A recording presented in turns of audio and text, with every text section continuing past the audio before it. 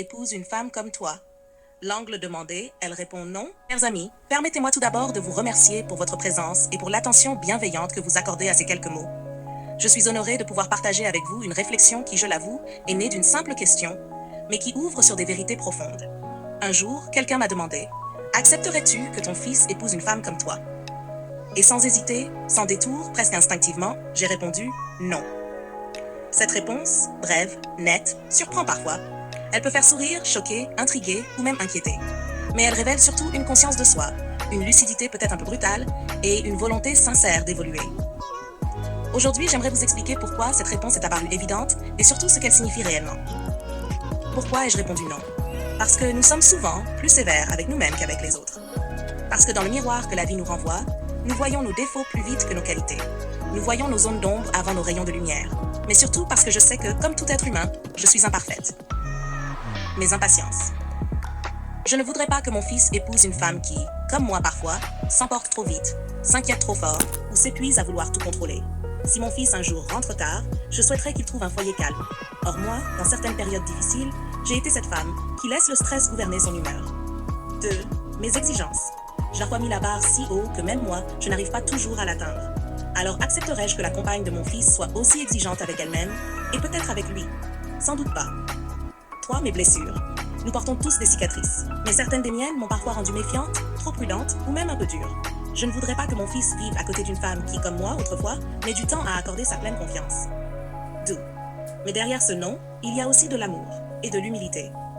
Refuser l'idée qu'une femme me ressemble ne signifie pas que je me dévalorise. Cela signifie surtout que je veux plus pour lui. Je veux mieux pour lui. 1. Parce que chaque parent rêve d'un bonheur plus doux pour son enfant. Si je dis « je ne veux pas une femme comme moi pour mon fils », c'est exactement comme lorsqu'on dit « je veux qu'il vive plus sereinement que moi ». Je veux qu'il ne répète pas mes erreurs. Je veux qu'il ait une partenaire qui lui apporte ce que moi j'ai mis des années à comprendre.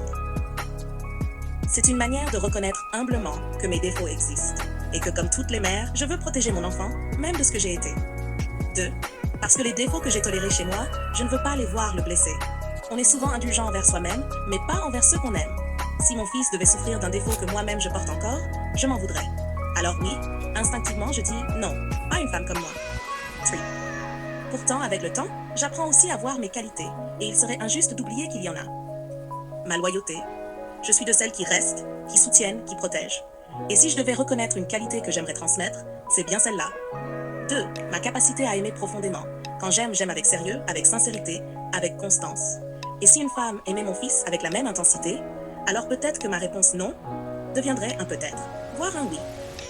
3. Ma volonté de m'améliorer. Chaque jour, j'essaie de devenir une femme plus patiente, plus apaisée, plus attentive. Et si mon fils rencontrait une femme qui, comme moi, s'efforce de progresser, alors je me sentirais rassurée. Le vrai message derrière ce discours, nous sommes tous en chemin. Finalement, cette question n'est pas vraiment « accepterais-tu qu'on épouse une femme comme toi ?» La vraie question est « es-tu fière de ce que tu deviens ?» Et ma réponse est en construction. Je ne suis peut-être pas encore la femme que j'aimerais voir aux côtés de mon fils, mais je travaille chaque jour à devenir une personne dont je pourrais être fière. Une femme qui serait un exemple, non pas parce qu'elle est parfaite, mais parce qu'elle avance, qu'elle se relève, qu'elle apprend. Conclusion. Alors, si vous me reposez aujourd'hui la question « accepterais-tu que ton fils épouse une femme comme toi ?» Je dirais encore « non, pas exactement comme moi. Mais si elle possède mes qualités, améliore mes défauts et cultive une âme authentique, alors oui, je l'accueillerai avec joie. Parce que ce que je souhaite pour mon fils, ce n'est pas une femme parfaite. Ce n'est pas une copie de moi. C'est une femme heureuse, équilibrée, sincère, capable d'aimer profondément. Et si, parmi les millions de femmes de ce monde, l'une d'elles lui offre ce bonheur, alors je remercierai la vie, peu importe à qui elle ressemble. Je vous remercie pour votre attention. Si tu veux, je peux allonger